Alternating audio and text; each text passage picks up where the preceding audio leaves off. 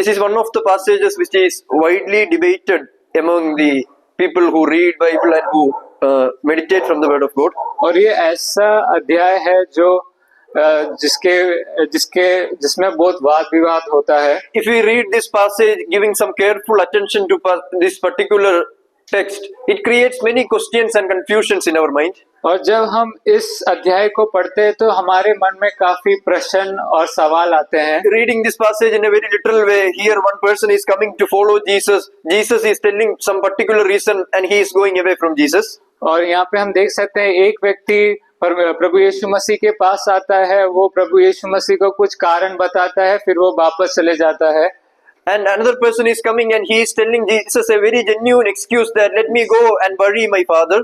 और एक व्यक्ति ऐसा आके बोलता है कि मुझे अपने घर में जाके मेरे पिता को गाड़ना है। And Jesus is giving him a command and continuing with the command he is telling you go and proclaim the word of God. और प्रभु यीशु मसीह पर उनसे ये कहते हैं तू जाके परमेश्वर का वचन बांट। It can bring a thought to many of our minds that how cruel this God is. He is asking a very genuine concern and here this God is asking him leave all the responsibilities and follow me. अब तो हम सबके मन में ये सवाल आएगा कि हमारा परमेश्वर कितना क्रूअल है कि कि एक व्यक्ति ऐसा पूछ रहा है क्या मैं अपने पिता को जाके गाड़ू, और प्रभु यीशु मसीह यहाँ पे ऐसा बता रहा है पर पहले तू मेरा वचन का प्रचार कर। Then another person is coming to him. He is also telling a very genuine reason to God. Let me go back to my house and just tell a goodbye to them. And there also we can see Jesus giving a response which was not expected by many of us. और हम यहाँ पे देख सकते हैं एक व्यक्ति प्रभु यीशु मसीह के पास आके ये बोलता है कि प्रभु यीशु मसीह मैं घर जाके अपने माता पिता और अपने सारे दोस्तों को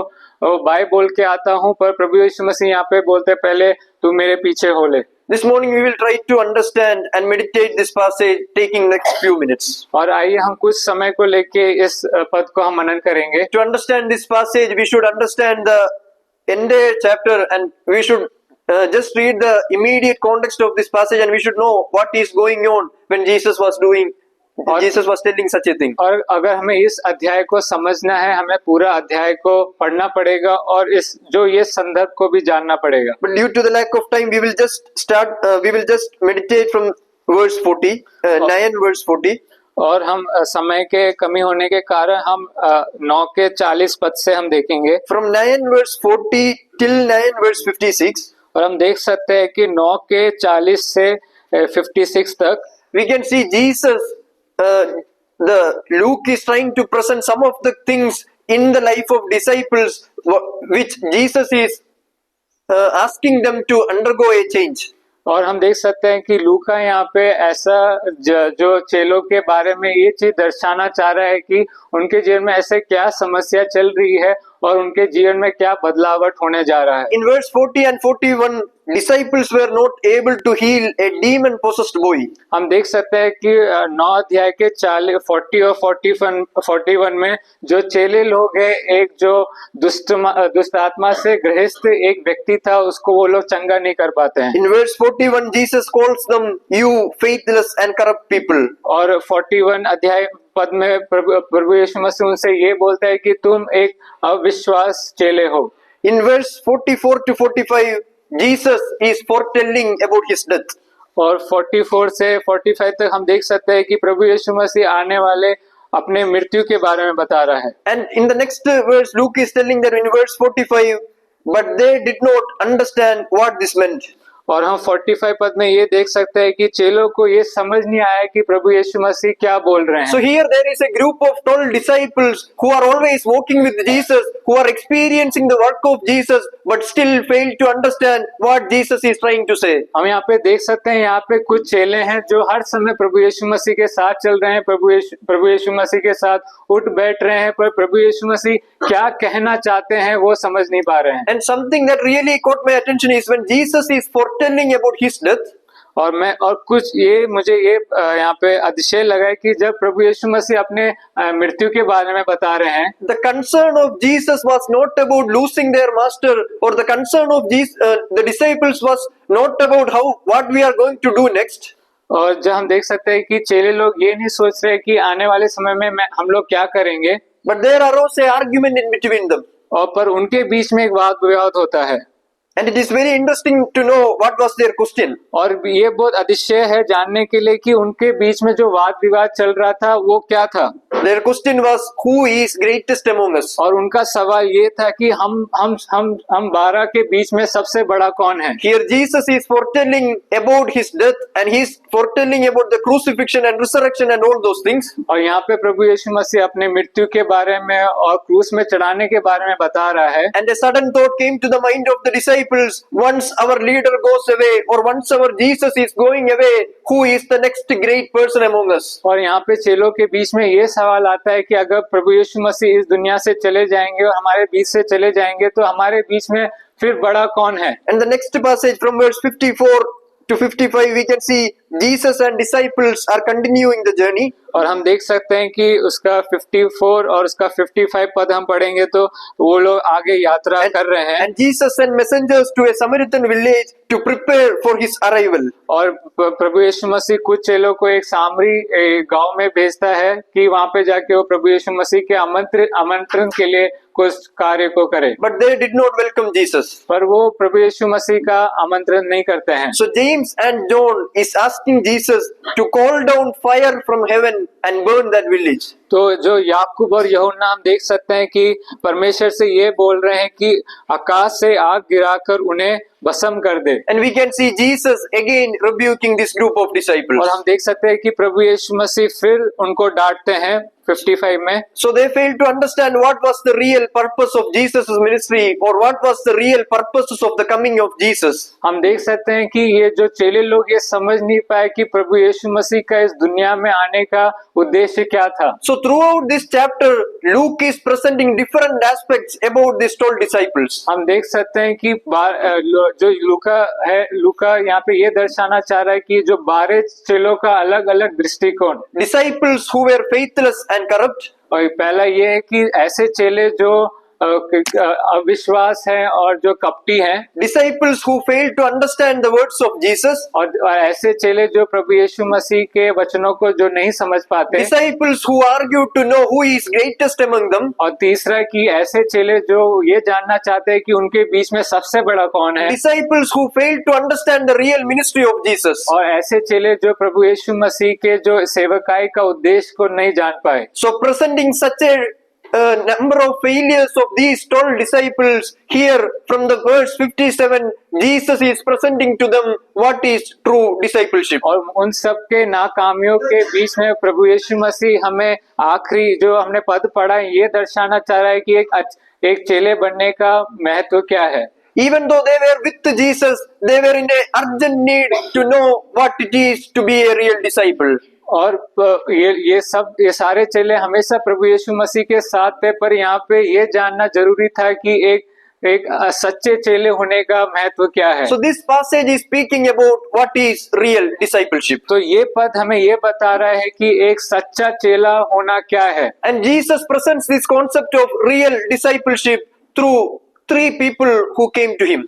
और ये प्रभु यीशु मसीह इसको ऐसे इस प्रकार से दर्शाता है कि 3 लोग जो प्रभु यीशु मसीह के पास आते हैं और कुछ सवाल पूछते हैं, उसके द्वारा प्रभु यीशु मसीह सच्चे चेले का महत्व Very prayerfully we will look into each of their lives and try to understand what Jesus is trying to communicate to the disciples, not only Jesus' 12 disciples but to the community at large. और हम ये देखेंगे, हम इन तीनों जो व्यक्तियों के जीवन को हम गंभीर रूप से देखेंगे और ये जानेंगे जो प्रभु यीशु मसीह के 12 चेले थे और जो हम सब है, हम सब के लिए ये वचन हमसे क्या बोलना चाहता है। In verse 57 we can see about the first person. और उसके 57 में 9 के 57 पद में हम पहला मनुष्य के बारे में देख As they were walking along the road, a man said to him, I will follow you wherever you go.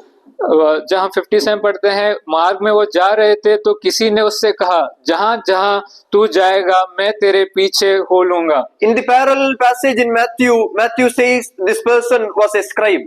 और जब हम मत्ती रचित सुसमाचार पढ़ते हैं तो मत्ती ये बताता है कि जो ये व्यक्ति था एक शिक्षक था, एक जो लोगों को शिक्षा देता है। The man's desire really caught my attention because he said what is really expected from a disciple. और He said something which is really expected from the life of a disciple. और उसने उस व्यक्ति ने ऐसा चीज कहा जो हर एक जो चेलों को बताना चाहिए, Because the greatest quality a disciple should have is to follow the master wherever he goes. क्योंकि एक सबसे महत्वपूर्ण बिंदु जो एक चेले के पास होना चाहिए वो है कि जहाँ जाए उसका मास्टर जाए, वहाँ उसका चेला भी जाए। So in humanly perspective, this was a very perfect disciple. और मनुष्य के दृष्टिकोण में ये एक बहुत सच्चा चेला है, A disciple who is ready to go wherever the master goes. और मनुष्य के लोग इस प्रकार से ये सोचेंगे, ये ऐसा अच्छा व्यक्ति है जहाँ उसका मास्टर जा रहा है वहाँ वो भी जाए। But what was Jesus' response to this particular person? और प्रभु यीशु मसीह ने यहाँ पे उससे क्या कहा? Foxes have dens and birds have nests, but the Son of Man has nowhere to lay his head. लोमड़ियों के भेंट और आकाश के पक्षियों के बसेरे होते हैं, पर मनुष्य के पुत्र को सिर धरने की भी जगह नहीं।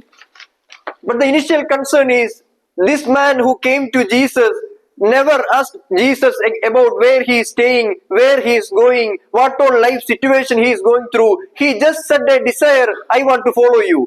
हम देख सकते हैं जो व्यक्ति यहाँ पे प्रभु यीशु मसीह के पास आए, उसने ये सवाल नहीं पूछा प्रभु यीशु मसीह आप कहाँ रहते हो, आप किस जगह रहते हो, आप अभी कहाँ जाओगे, पर उसकी ये दिल की इच्छा थी जहाँ आप जाओगे वहाँ पे मैं जाऊंगा। Then why Jesus said so?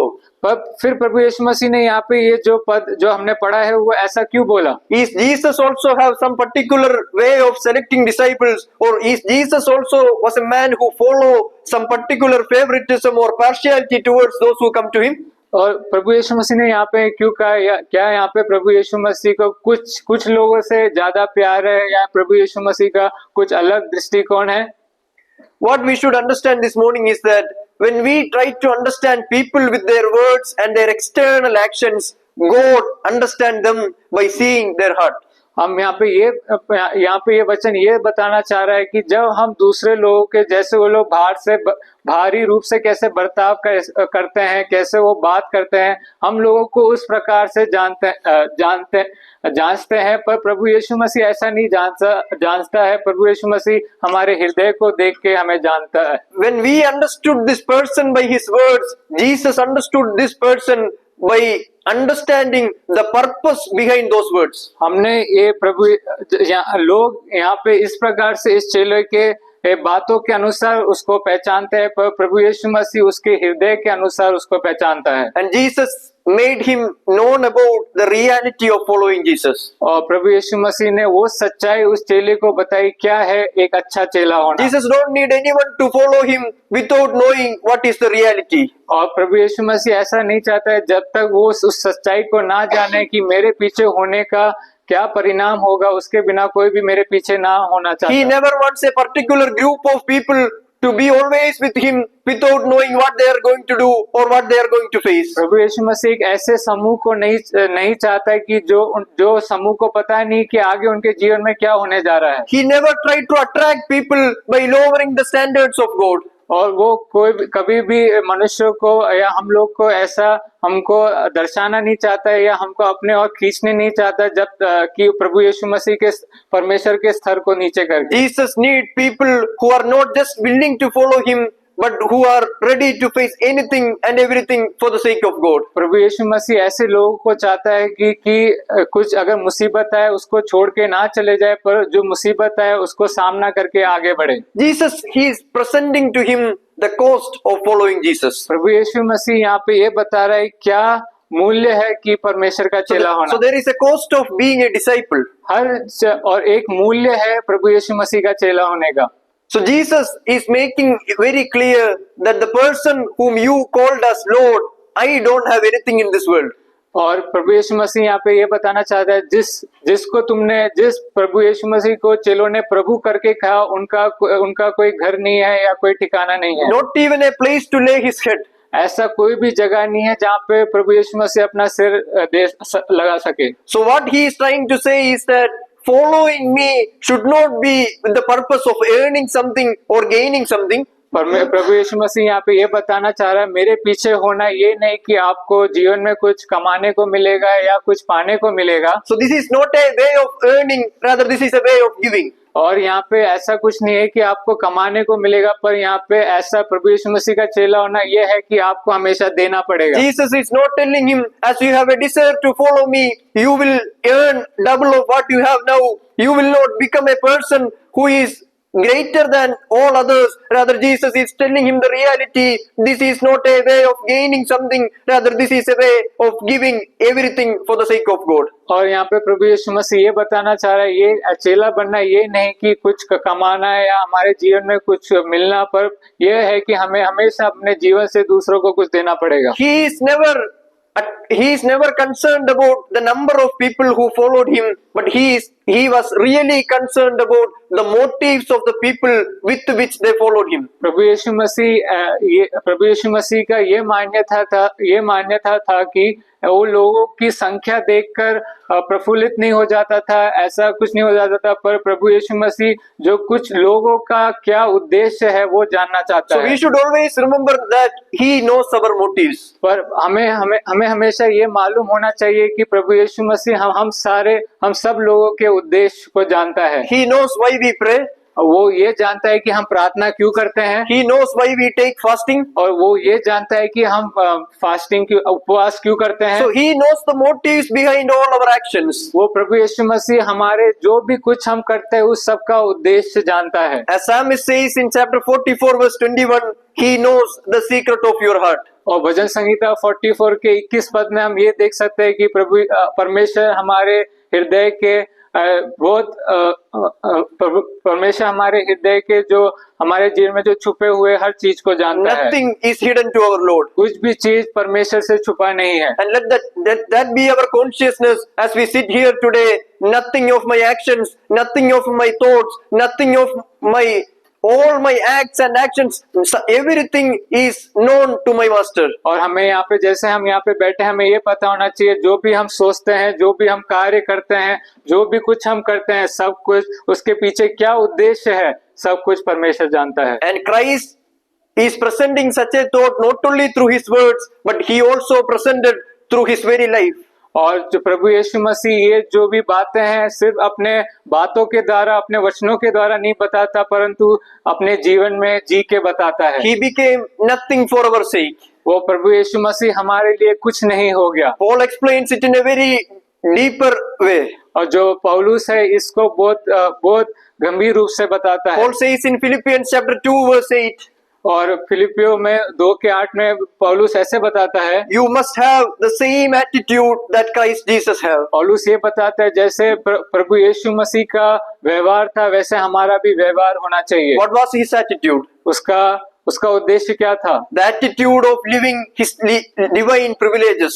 और वो उसका उद्देश्य ये था कि वो जो स्वर्गीय उद्देश्य को जी के अपना जीवन जिए। The attitude or character of humbling himself. वो ऐसा व्यवहार था कि वो अपने आप को नम्र करता था। An attitude of obeying God's will unto the death on cross. और वो मृत्यु तक उसने प्रभु यीशु परमेश्वर के वचन का पालन And किया। presenting such an attitude of Jesus Christ, Paul is encouraging his community, Paul is encouraging his believers to have such an attitude as we follow Jesus. और पौलुस यहाँ पे ये बताना चाह रहा है कि जैसे प्रभु यीशु मसीह का उद्देश्य था वैसे हमारा भी उद्देश्य होना चाहिए। Dear people of God, हम मेरे प्रिय परमेश्वर के लोगों, let that be our attitude as we decide to follow him. आइए ये हमारा भी उद्देश्य होने पाए जैसे हम परमेश्वर के पीछे चलते हैं। Our desire should not be to earn anything through this path. Let our desire be to be faithful witness of him in the days to come. हमारा इच्छा ये नहीं होना चाहिए हमें इस सब से कुछ मिलेगा, पर हमारा उद्देश्य ये होना चाहिए कि जो भी कुछ हम करें उसमें परमेश्वर की महिमा हो। And Luke is not narrating about what happened next, but we cannot see this man following Jesus after Jesus made this statement. और हम लूका यहाँ पे ये नहीं बता रहे कि इसके बाद वो व्यक्ति आगे क्या करता है, पर वो दूसरे व्यक्ति के बारे में लूका यहाँ पे from बताता that है। also we can understand what was the reason behind him to follow Jesus. और हम यहाँ पे हम यहाँ पे लूका का उद्देश्य समझ सकते हैं कि उस मनुष्य का उद्देश्य क्या था जब वो परमेश्वर के पीछे होना चाहता था। What is our purpose of following Jesus today? हमारा उद्देश्य क्या है जब हम परमेश्वर के पीछे चलते हैं? Why we decide to follow him? क्यों हमने परमेश्वर प्रभु यीशु मसीह को जानना और उसके पीछे हो लिए? Are we also having the question once made by Judas Iscariot? क्या हमारे मन में भी ये सवाल है जैसे यहूदा इस्करियोतियों के मन में था? The question was like this: और उसका सवाल ये था, how much will you give me if I betray Jesus? और उसका सवाल ये था कि मुझे कितना पैसा मिलेगा अगर मैं प्रभु यीशु मसीह को पकड़ाऊंगा? The question that is in the mind of most of the Christians today: what will I get?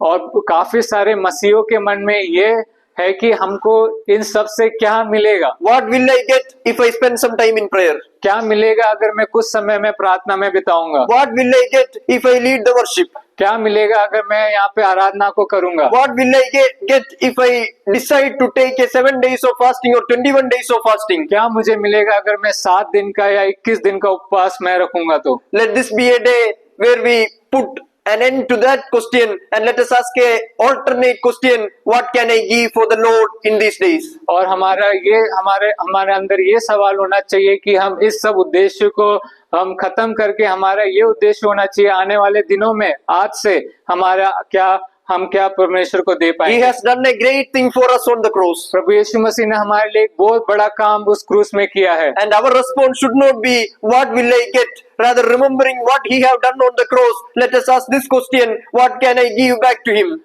जब हम प्रभु यीशु मसीह को उस क्रूस में देखते हैं हमें ये नहीं सोचना है कि हमें क्या मिलेगा, पर हमें ये सोचना है कि हम प्रभु यीशु मसीह के लिए क्या कर सकते हैं। Through the health that he gave to us, कि जो स्वास्थ्य जो अच्छा हमको प्रभु यीशु मसीह ने बनाया है, through the God-given talents, जो हमें प्रभु यीशु मसीह ने खूबी दी है, through the God-given intelligence and all the things that God has given to me, what can I give back to him? जो बुद्धि और ज्ञान जो समझ प्रभु यीशु मसीह ने हमें दिया है उसके द्वारा हम क्या कर सकते हैं? Let that be our concern as we meditate on God's वो word. हमारा उद्देश्य होना चाहिए। We can look into the next verse to know about the second person who came to follow Jesus. आइए हम उस दूसरे व्यक्ति को देखें जो प्रभु यीशु मसीह के पीछे होना चाहता था। He said to another man, "Follow me," but he replied, "Lord, first let me go and bury my father." पर उसने ऐसा बोला कि परमेश्वर मैं तेरे पीछे होना चाहता हूँ पर उससे पहले मुझे जाके मेरे पिता को मैं गाड़ सकता हूँ क्या?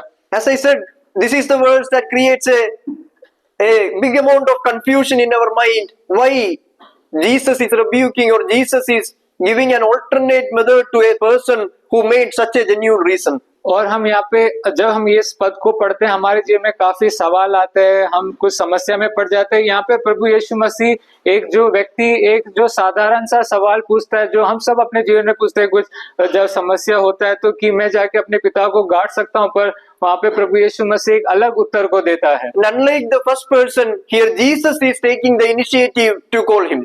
पर यहाँ पे ये देख सकते हैं कि उस पहले व्यक्ति अगर हम पहले व्यक्ति को हम देखें यहाँ पे प्रभु यीशु मसीह कहते हैं कि अगर तू मेरे पीछे होना चाहता है तो। So many commentators believe that his father was not yet dead. काफी सारे जो लोग ऐसा बोलते हैं कि जो बाइबल का अध्ययन करते हैं कि उसके पिता अभी तक मरे नहीं थे। So in that particular custom, the children or the men can inherit the inheritance of the father only after death of the father. और उस समय में ऐसा संदर्भ था, ऐसा कल्चर था कि जब तक उनके पिता का मृत्यु नहीं होगा तब तक उनको संपत्ति नहीं मिलेगा। So he is a man who is waiting to finish all the family responsibilities. तो वो एक ऐसा व्यक्ति है कि जब तक अपने परिवार के सारे जो उद्देश्य हैं, सारे जो कार्य है, जब तक वो खत्म ना करे। So he is not telling that I will never follow you. वो ऐसा नहीं बोलता है कि प्रभु यीशु मसीह मैं आपको कभी भी आपके पीछे नहीं होऊंगा। I will follow you after completing all the responsibilities that I have. मैं आपके पीछे हो लूंगा ये तो पक्का है, परंतु मुझे जाके अपने सारे जो मेरे कार्य है वो सब पहले जाके खत्म करने I will follow you after settling all the problems that I have. जो भी समस्या मेरे जीवन में उसके बाद मैं आपके पीछे हो लूंगा। It is sure that I will follow you one day. ये तो पक्का है कि एक दिन मैं पक्का आपके पीछे हो लूंगा। But there are some things that I want to do before following you. तो मेरे जीवन में ऐसे कुछ कार्य है आपके पीछे होने से पहले मुझे वो खत्म करना है। Luke is presenting the second question through the life of the second disciple. तो यहाँ पे जो लूका है यहाँ पे दूसरा प्रश्न को देता है। What is our priority this morning? क्या हमारा महत्व है हमारे जीवन में, हम किसको महत्व देते हैं?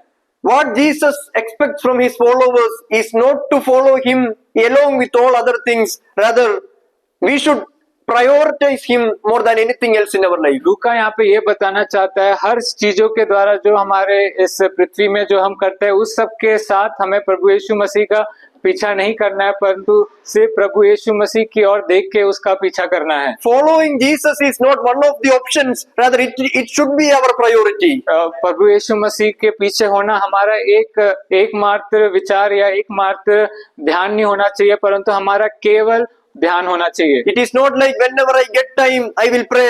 Whenever I get time, I will come to church. If I get time, I will do something for the Lord. Remember one thing, the life itself is given by Lord and it is for Him, and if there is some extra time, we can use it for other things. और ये हम जाने कि अगर हम ऐसा सोचते हैं, अगर मुझे ये समय मिलेगा तो मैं प्रार्थना करूंगा, अगर मुझे समय मिलेगा तो मैं चर्च जाऊंगा, अगर मुझे समय मिलेगा तो मैं ऐसा ऐसा कार्य परमेश्वर के लिए करूंगा। पर हमें ये जानना है कि जो भी कुछ समय इस पृथ्वी में हमें मिला है वो परमेश्वर के द्वारा, प्रभु यीशु मसीह के द्वारा मिला है, तो जो भी हमें समय मिलता है उसमें हमें प्रभु यीशु मसीह के लिए जीना है। If we are accountable to people for something that we take from them, अगर हम इस जब संसार में जीते हैं, अगर हम लोगों से कुछ पैसा लेते हैं या कुछ भी लेते हैं तो हमें वापस देना पड़ता है, अगर हम उसके लिए हमें कार्यरत होना पड़ता है, then how much more we are accountable to Lord who grant us this life. और कितना हम प्रभु यीशु मसीह के आभारी होना है और प्रभु यीशु मसीह का कार्य करना है जिसने हमें ये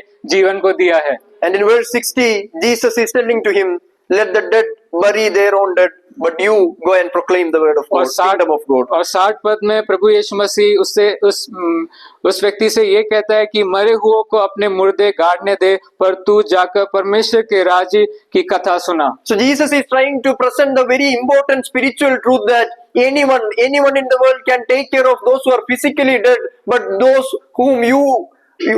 of you who are called, you should go out to serve those who are spiritually dead. और प्रभु यीशु मसीह यहाँ पे ये बताना चाह रहा है कि जो भी लोग उस पृथ्वी में है, जो भी लोग तेरे वहां पे हैं, वो सब जो भी मरे हुए उसका ध्यान रख पाएंगे, परंतु जो प्रभु यीशु मसीह के द्वारा बुलाए गए हैं वो उन लोगों को जाके बचाना है जो संसार के अंधेरे में पड़े हैं। God is asking him to be a person who is having concern about a group of people who are spiritually dead. परमेश्वर उस व्यक्ति से ये बोल रहा है कि जो आत्मिक रूप से मरे हुए, आप उनको जाके कथा सुना। How many of us are aware about our calling this morning? कितने लोग आज हमारे बीच में है जो अपने बुलाहट को जानते हैं? What is our calling? हमारा बुलाहट क्या है? When we come to the Gospel of Matthew, जब मत्ती रचित सुसमाचार पढ़ते हैं, in Matthew chapter 9 verse 35, मत्ती रचित सुसमाचार उसके 9 के 35 पद में Jesus is asking his disciples to pray for something. प्रभु यीशु मसीह अपने चेलों से ये बोलता है कि कुछ कार्य के लिए आप लोग प्रार्थना करें। And this is one prayer that we never praise. और एक ऐसी प्रार्थना है जो हम कभी भी प्रार्थना नहीं करते। What was that prayer? वो प्रार्थना क्या है? Jesus chapter 9 verse 35. मत्ती रचित सुसमाचार 9 अध्याय उसका 35 पद, verse 36 पद। आप में से कोई पढ़ सकते हैं? जब उसने भीड़ को देखा तो उसको लोगों पर तरस आया, क्योंकि वे उन भेड़ों के समान जिनका कोई रखवाला ना हो व्याकुल और भटके हुए थे। So seeing the group of people who is following him, और परमेश्वर ने जो प्रभु यीशु मसीह के पीछे चल रहे उस लोगों के समूह को देखा। it is said that seeing this crowd, he had compassion on them. और यहाँ पे लिखा है कि जब उसने उस बड़ी भीड़ को जो उसके पीछे थे वो देख के उसको उनके ऊपर तरस आया। And he is asking the disciples in verse 38 और 38 पद में वो अपने चेलों से ये पूछता है to pray to the Lord of the harvest to send out workers into the harvest field. कि खेत के स्वामी से विनती करो कि वो अपने खेत काटने के लिए मजदूर भेज दे। Harvest is plentiful, but the laborers are few. हम जो खेत है वो तो बहुत है, पर जो कटनी करने वाले हैं वो कम है। And what is interesting here is that Jesus is asking his 12 disciples to pray for a particular need of sending people to the harvest field. और प्रभु यीशु मसीह अपने चेलों से ये बोलता है कि इसके लिए प्रार्थना कर कि जो खेत जो पके हुए हैं उनके लिए जो मजदूर भेजने के लिए आप उनके लिए प्रार्थना करो। And in chapter 10 verse 5, Jesus is sending these very same disciples as a result of their prayer. और जो 5वें पद में हम ये देख सकते हैं कि उन्होंने जो ये प्रार्थना किया, उनका प्रार्थना का परिणाम ये था कि उनको ही लोगों के बीच में चेलों के रूप में प्रभु यीशु मसीह भेजता है। Jesus sent the very 12 disciples to whom Jesus asked to pray. और प्रभु यीशु मसीह उन्हीं 12 चेलों को भेजता है जो 12 चेले प्रार्थना करते हैं। Why I said so? Because क्यों मैंने ऐसा बोला? we are always happy to pray for different prayer matters. हम लोग हमेशा खुश होते हैं अलग अलग प्रार्थना विनती को जब हम प्रार्थना करते We हैं। always pray for God's mission to grow. हम हमेशा ये प्रार्थना करते हैं कि परमेश्वर आपकी सेवकाई बढ़ती जाए। We always pray for missionaries to send out to different fields. अब हम ऐसा प्रार्थना करते हैं जो मसीह के सेवक है अलग अलग स्थान में भेज दिए जाए। Here Matthew is presenting a very important spiritual truth that we are not just people who are called just to pray, but we are people who are given the responsibility to go out. और हम ऐसे लोग नहीं है जो सिर्फ प्रार्थना करने के लिए नहीं, परंतु हम ऐसे लोग हैं कि हम दूसरे के समूह में जाके परमेश्वर के वचन को सुनाएं। So we should be people who are not only praying for the growth of the mission, rather we should be also people who are ready to do anything for the growth of the mission. हमें सिर्फ ऐसे लोग नहीं होना है जो परमेश्वर के मिशन के लिए या परमेश्वर की सेवकाई के लिए प्रार्थना करें, परंतु प्रभु यीशु मसीह के सेवकाई के लिए हम भी अपने स्थान को And रखें। even in the humanly perspective, we give utmost importance to the last desires of people. और हम मनुष्य के दृष्टिकोण में हम ये देख सकते हैं कि हम अपने इच्छाओं को ज्यादा मूल्य देते हैं। We have seen children taking great effort, telling that this was the great desire, this was the last desire of my father or my mother. और हम देख सकते हैं कि बच्चे लोग जब उनके माता पिता का मृत्यु हो जाता है तो बच्चे लोग ये बोलते हैं ये मेरे माता पिता का आखिरी इच्छा था। So last words are very important. जो पर एक व्यक्ति का जो आखिरी शब्द होता है, आखिरी वचन होता है, वो मरने से पहले वो बहुत जरूरी होता है। And what was Jesus' last words before his ascension? क्या था प्रभु यीशु मसीह का आखिरी वचन जब प्रभु यीशु मसीह मरने से पहले? Go throughout all the nations and make disciples. परमेश्वर का ये वचन था कि हर जाति के और जाओ और हर लोगों को आप चेला बनाओ। And how many of us are concerned about the last words of Jesus? कितने लोग प्रभु यीशु मसीह के जो आखिरी वचन है उसको आप ध्यान देते हो? I will just tell few more things about the third person and let me conclude my sermon today. मैं 3 और 2 और बातें मैं आपको बताऊंगा और मैं अपना प्रचार को खत्म करूंगा। In verse 61, we can see the third person who came to Jesus. और उसके 61 पद में हम देख सकते हैं जो तीसरा व्यक्ति जो प्रभु यीशु मसीह के पास आया। Still another said, I will follow you, Lord, but first let me go back and say goodbye to my family. और उसने भी इसी प्रकार कहा कि पहले मैं आपके पीछे तो हो लूंगा, पर पहले जाके मेरे परिवार को मुझे विदा लेने दे। Actually, this passage stays in resonance with 1 Kings chapter 19 verse 20, where Elisha is asking Elijah, let me go back to my family and say goodbye to them before following you. और जब हम पहला राजा पढ़ते हैं उसका 19 अध्याय के 20 पद में हम देख सकते हैं कि एलाइजा भी इसी प्रकार का सवाल परमेश्वर से करता है कि पहले जाके मुझे अपने घर में जाके अपने परिवार का विदा लेने दे। And Elijah allowed Elisha to go back to his family and do what he asked for. और पर एलाइजा एलिशा को ये बोलता है कि तू जो भी तू चाहता है वो जाके तू करके आ जा। But unlike the time of Elijah, now there is a urgency of mission. पर जब एलाइजा के समय के हम देखेंगे और हम इस समय को देखेंगे, इस समय में जो परमेश्वर की सेवकाई और मिशन का बहुत महत्व है। And Jesus is asking his followers, let nothing distract you from the calling that you receive. और प्रभु यीशु मसीह अपने चेलों से ये बता रहे हैं कि आप ना दाएं मुड़े ना बाएं मुड़े, पर तू परमेश्वर की और आप सेवकाई की ओर लगे For रहे। a follower of Jesus, what is important is his calling. और एक परमेश्वर के चेले का ये महत्व है कि वो अपने बुलाहट को जाने। And I can say that if you have a greater calling, you also have greater challenges. अगर आपका एक बहुत बड़ा बुलाहट है तो आपके जीवन में बहुत बड़ी मुसीबतें भी आएंगी। Even if you take the life of all the Old Testament characters or New Testament characters, whoever received a greater calling from Lord face the greatest challenges in their life. जब हम पुराना नियम पढ़ते हैं, जब हम नया नियम पढ़ते हैं, जो भी लोग जो परमेश्वर के लिए बड़ा कार्य किया उन सबके जीवन में बड़े बड़े मुसीबतें थे। But let me tell you one thing, whatever you lose in this world, never lose the calling that you receive. आप इस पृथ्वी में कुछ भी चीज खो सकते हैं, परंतु परमेश्वर के उस बुलाहट को कभी मत खोना। Whatever you want to sacrifice for that, be willing to sacrifice because the calling is more important. कुछ भी चीज आपको इस संसार में होते हुए छोड़ना पड़े, आप उसको छोड़ना, परंतु आपका बुलाहट मायने रखता है।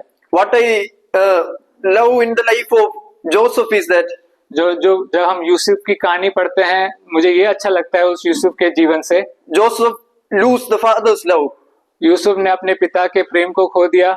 He lost the support of his brothers. उसने अपने जो भाई बंधु थे उनका प्यार खो दिया। He lost the comfort of his home. और उसने अपने घर का आराम खो दिया। He lost the good name that he had.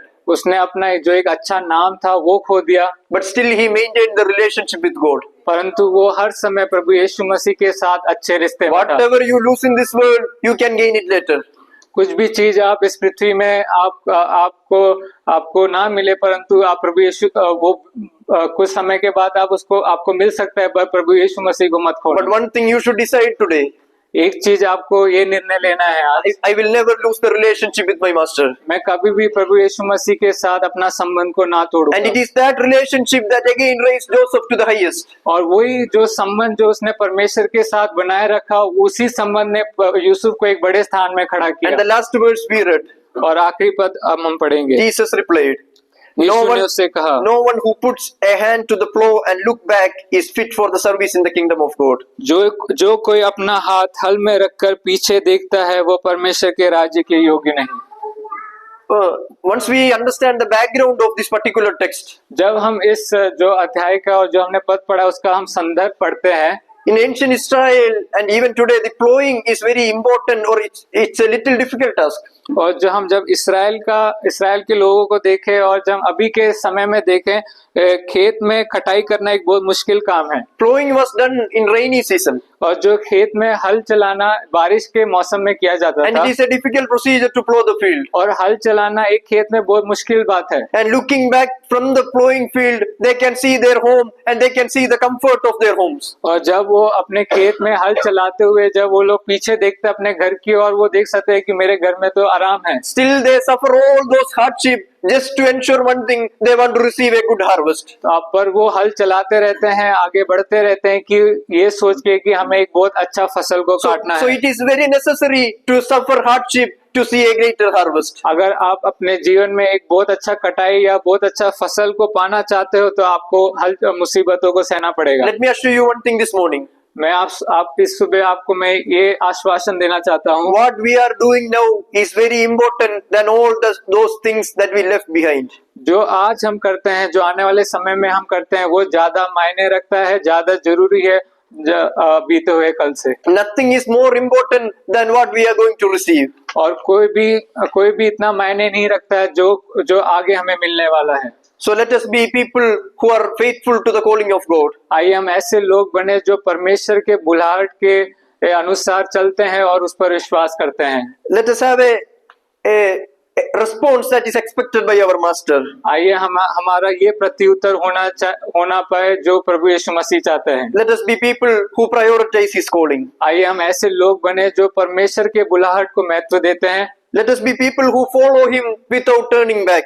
और हम ऐसे लोग बने जो प्रभु यीशु मसीह के पीछे होना चाहते हो हमेशा के लिए। We live in a world where there are lot of convincing factors that convince us, that tempt us to go away from Jesus. हम ऐसे एक संसार में जीते हैं जहाँ पे ये संसार हमारे लिए बहुत अदृश्य है, हमको हर समय हमको अपनी ओर खींचता है। In the midst of all these things, इन सब के बीच में let us decide one thing. आइए हम ये निर्णय लें, Lord, whatever happens in my life, कुछ भी चीज मेरे जीवन में हो, I will never turn back. मैं कभी भी पीछे नहीं मुड़ूंगा। I will never turn back from the calling that I मैं received. कभी भी पीछे नहीं मुड़ूंगा जो बुलाहट परमेश्वर आपने मुझे दिया I will है। never turn back from the greater purposes that you have for my life. मैं कभी पीछे नहीं मुड़ूंगा जो उद्देश्य आपने मेरे जीवन में दिया I है। am ready to face anything and everything for your calling. मैं आपके बुलाहट के लिए मैं कुछ भी सहने के लिए तैयार हूँ। Before I end the sermon, मैं अपने प्रचार को खत्म करने से पहले I just want to tell a small story from the life of a particular person named Noksan. और मैं एक छोटा सा कहानी बताना चाहता हूँ, एक व्यक्ति जिसका नाम नॉक्सन था। As we know, missionaries reach many tribal villages with the gospel of God. हम जानते हैं जो परमेश्वर के सेवक थे, जो मिशनरी लोग थे, काफी सारे ऐसे ट्राइबल जगह में गए। One of those missionaries reached the house of Noksan, his wife and his 2 children. Noksan. Okay, सो एक जो मिशनरी था, एक ऐसे आदिवासी के घर में गया जिसका नाम नॉक्सन था। And as a result, Noksan also decided to give his life for the Lord. और जब मिशनरी की कहानी सुना, नॉक्सन ने भी बोला मैं भी परमेश्वर के पीछे चलूंगा। Hearing this, the chief of the village called Nosang and his family. तो आदिवासी लोग थे, तो जो उनका जो मुखिया था, उन्होंने उस परिवार को बुलाया और उससे ये पूछा। He asked him to renounce his faith. आदिवासी के जो मुखिया थे, उन्होंने ये बोला तू अपने विश्वास को त्याग दे। And very much touched by the Holy Spirit, Noksang said these words. और पवित्र आत्मा के छूने के कारण उसने ये शब्द को बोला, I have decided to follow Jesus. I will never turn back. मैंने परमेश्वर के पीछे होने का निर्णय लिया है और मैं कभी भी पीछे नहीं मुड़ूंगा। Chief, in the anger of hearing these words, he asked to kill the 2 children in front of Noksang. तो जब उस मुखिया ने ये सुना, उसको इतना गुस्सा आया, उसने नॉक्सन से ये बोला कि मैं तेरे बच्चों को मार दूंगा। And his 2 children were killed at the very moment. और उसी समय उसके 2 बच्चों को मार दिया गया। Then he again asked Noksang to deny his faith. और उसने फिर नॉक्सन से पूछा, क्या तू अपने विश्वास को त्यागने के लिए तैयार है? And Noksang responded in this way. और नॉक्सन ने ये बोला, Though no one joins me, still I will follow. I will never turn back. क्या मेरे पीछे कोई ना, अगर मेरे साथ कोई ना चले, फिर भी मैं परमेश्वर के पीछे चलूंगा। His wife was shot dead at the very moment. उसी समय उसका जो पत्नी था, उसको भी मार दिया गया। Again, chief repeated this very same question. Now no one is there. Only your life is pending. I will spare you if you deny Jesus. उसी समय उसके जो आदिवासी के मुखिया ने ये बोला, अपने विश्वास को त्याग दे, सब कुछ तूने खो दिया, अब से तेरा जीवन बाकी है। Noksang said the last words of his life. और नॉक्सन ने अपने जीवन के आखिरी शब्द को कहा, The cross before me, the world behind me, no turning back, no turning back. क्रूस मेरे आगे और संसार मेरे पीछे, और मैं कभी भी पीछे नहीं मुड़ूंगा। How many of you are able to submit our lives to the hands of the God? कितने लोग अपने जीवन को परमेश्वर की ओर सौंपना चाहते हैं? Lord, whatever happens in my life, कुछ भी मेरे जीवन में होने पाए, though no one joins me in this life, और कोई भी मेरे पीछे ना हो तो भी, whatever I lose in this journey, कुछ भी चीज मैं अपने जीवन में खोऊं तो भी, I will never turn back. मैं कभी भी पीछे नहीं I मुड़ूंगा। will never turn back from your calling and your purpose. जो भी कुछ बुलाहट आपने मेरे जीवन में दिया है, उसके अलावा मैं कुछ नहीं करूंगा और मैं पीछे नहीं मुड़ूंगा। Can we all surrender our lives into the hands of God this morning? आइए हम खड़े हो जाए, अपने जीवन को परमेश्वर की ओर समर्पित करें। Let us submit our lives fully in the hands of the Lord.